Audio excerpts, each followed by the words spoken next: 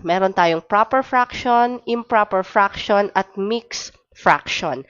Kapag sinabing proper fraction, ang numerator ay mas mababa kaysa denominator. Like 1/2.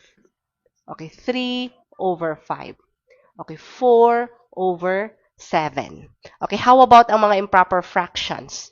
Okay, mas mataas ang numerator kesa denominator ng mga improper fractions like 4/3. Okay, 5/4. 20/13.